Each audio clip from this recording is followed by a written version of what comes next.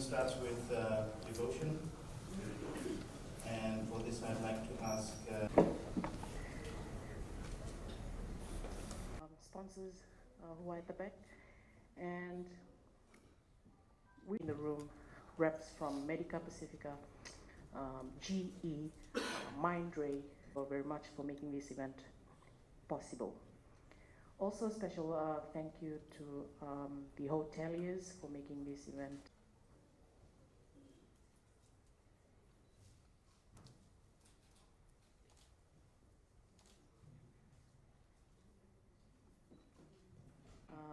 This morning's Reverend, who's just led us in worship, and also our chief guest this morning is the Honorable Minister. One of the things I learned is when you became a minister, as soon as you're about to speak, all the media come and bring all their thing and they put it in the front, so you can't say anything stupid. Number one. Number two is, I thought maybe joining Parliament, and I used to think maybe these people are having a bit of a ride, they go around in a flashy car, but it's been a lot of hard work. Really, really lots of hard work. Being a minister is lots of hard work. And in my previous work as an associate professor, and then working as a general surgeon, I work very, very hard. And you get hit with lots and lots of very difficult patients, and your ICU is always having wongus patients. But I tell you, working as a minister is even harder than that. The thinking that you have to go through and the strategic thinking.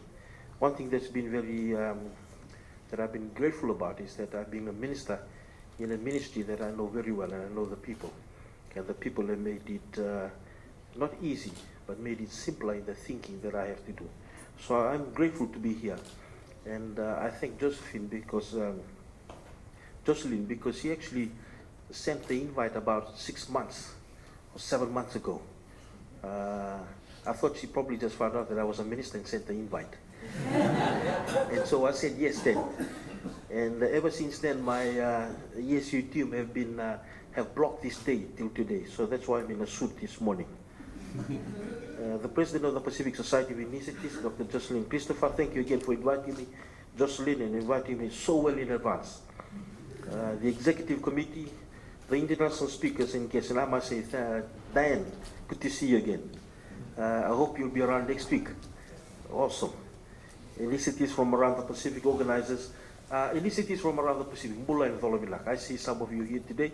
Some of you are former students, and good to see you. And I say Mbula and I say Dolominak. This is Nandronga. I'm always very proud when I'm here. My mom is from this area, and because my mom is from this area, I, on their behalf, say Dolominak. Dolominak to you, and welcome. Welcome to the western side of Italy. They say West is best. And thank you for inviting me. Ladies and gentlemen, thank you for inviting me to be a chief guest at this, the 30th Pacific Society of Initiatives annual refresher course. And I am here and I say thank you to you first and foremost for all the hard work you do in the Pacific and also in Australia and New Zealand where you come from. Your work is often behind the scenes.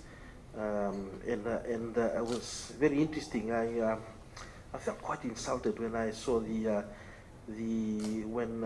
Shem was actually on what was it, on TV, and they asked him, and he was asked, so what do you do? I said, I make sure that the patient during the operation is safe.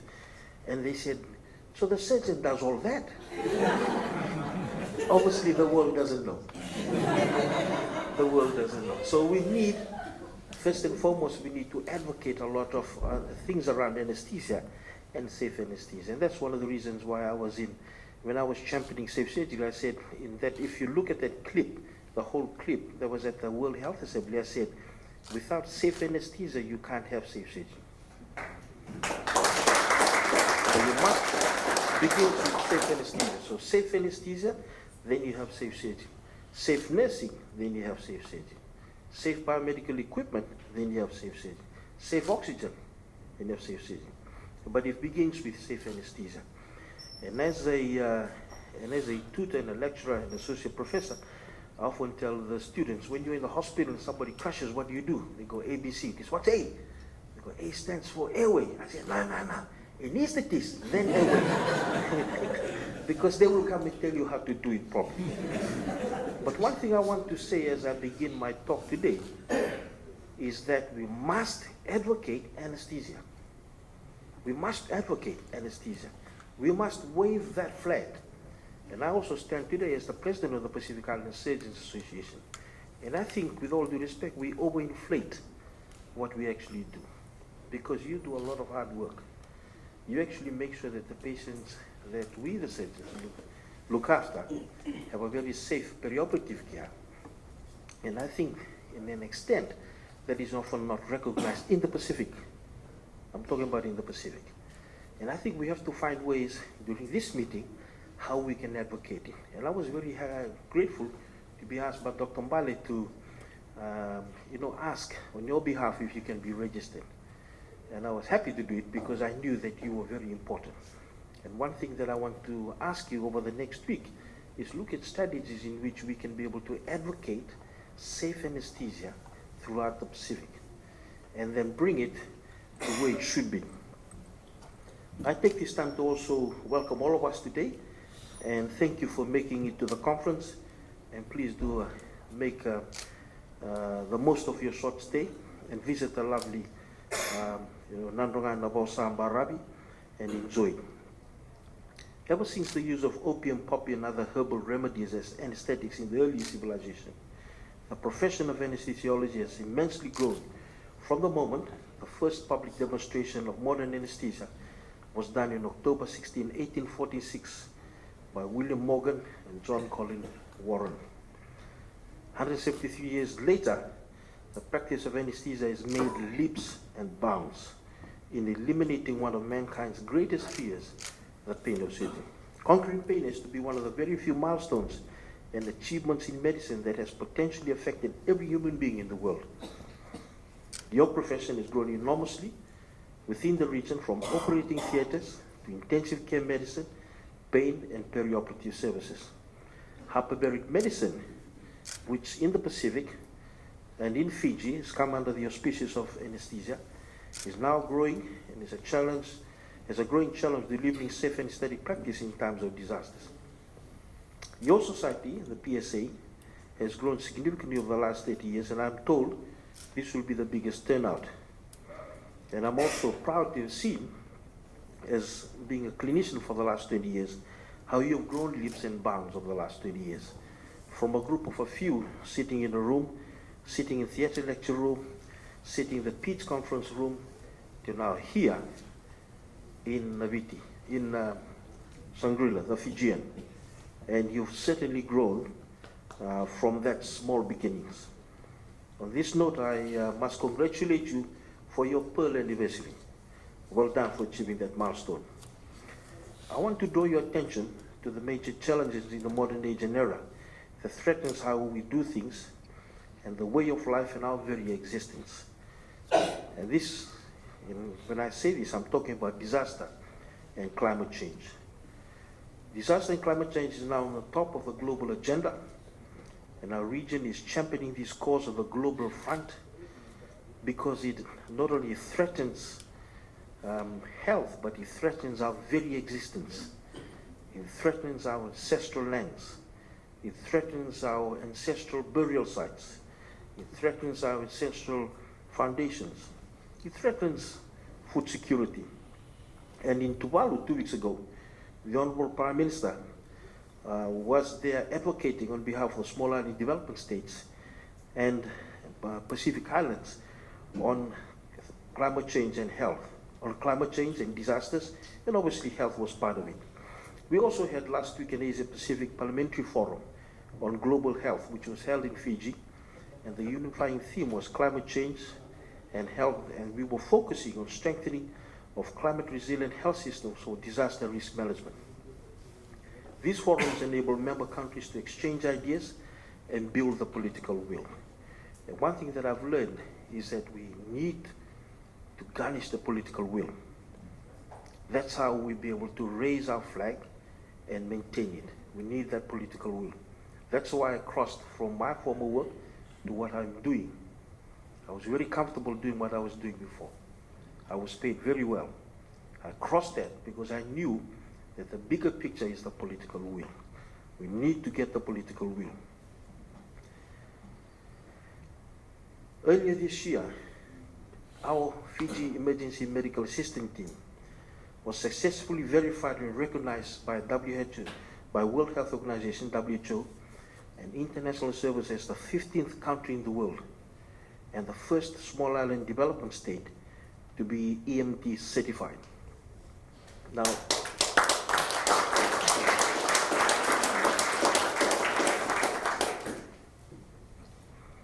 when I came into office in November, the team came into my office and they said, we want to be EMT certified. And I knew it because I've also been to the training in Darwin. And I said, look, you know what it means to be EMT certified? Yes, we know. We know the challenges. Yes, we know. I said, okay, we're going to do it. But this is what we need to do. Luke is going to be head. Because Luke, when the team came, you know, Dr. Luke is always, so he was sitting at the back, said, no, you're going to be head. You're going to do this. And I said to everyone else, I said, you're going to listen to Dr. Luke. Dr. Luke will make this team EMT certified. So when they left, the permanent secretary came into the room and asked me, I know Dr. Luke is very good. Why Dr. Luke? Why do you think Dr. Luke will make it happen? I said, Dr. Luke is an ethnicist. And ethicists, they're very pedantic. They are very minute in their thinking. Then the detail, they're very detailed. They want to make sure that every small detail is never left. And he will make sure, because EMT certification is all about the detail. And so they did it. And the rest is history. And so it's been an amazing achievement by the FEMAT. And Luke continues to be the head of FEMAT. They're now going places. They've been asked to go and present in Bangkok and recently at the Asia Pacific Parliamentary Forum. They were running the show in terms of showing us some of the areas that were hit by disaster and some of the work that they're doing. And it gives me a lot of pride to know that they've worked very hard on our behalf and that the organization is now EMT certified. And again, it was led by very senior ethicists.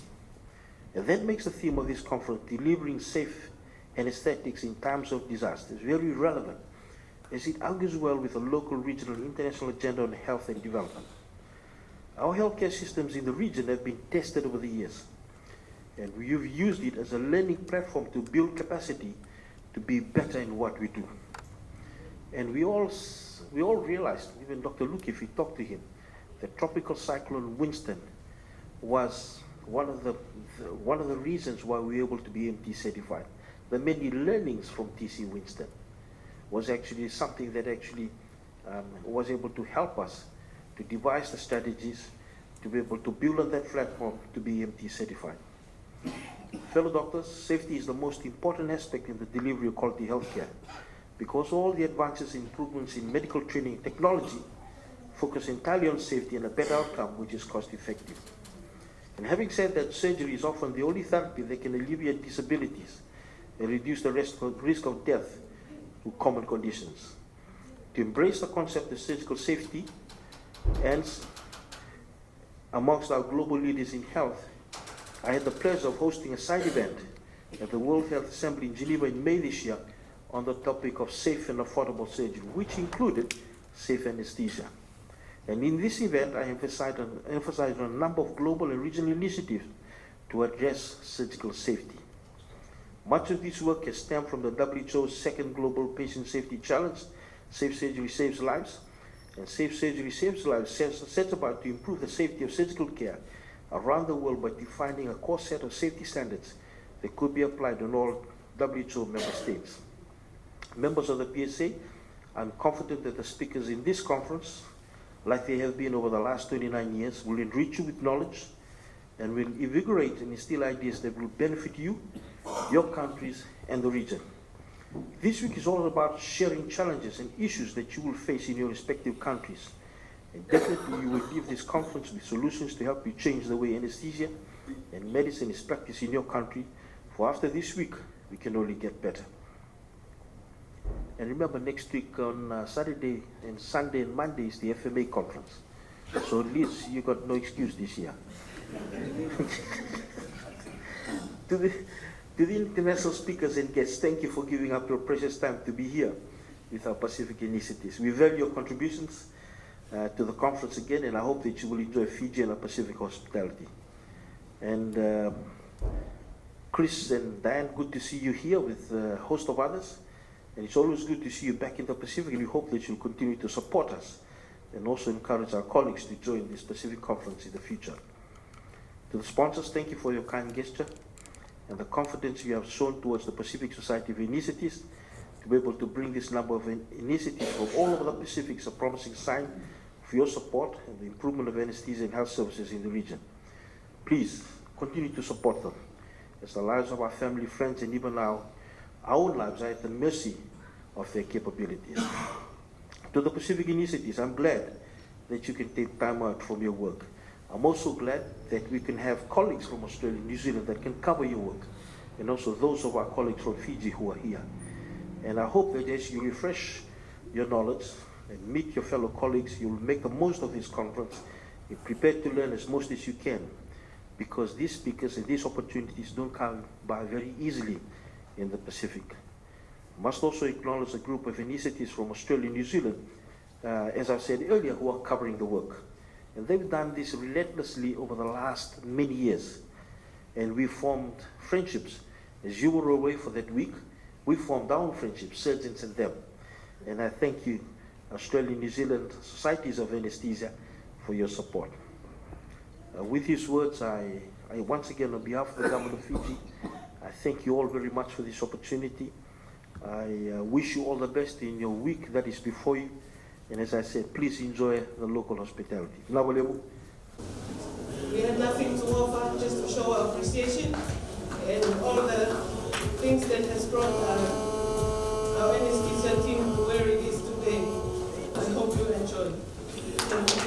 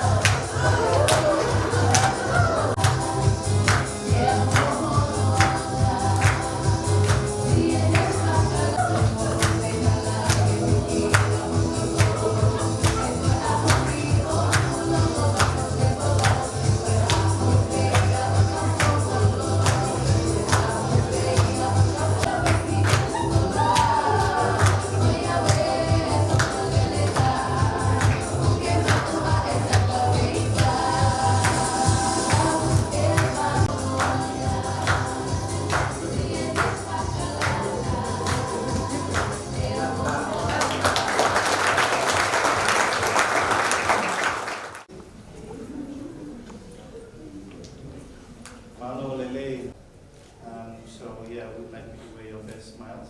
And we're all right, ladies and gentlemen. So we're going to all right, we're all here. Take your positions.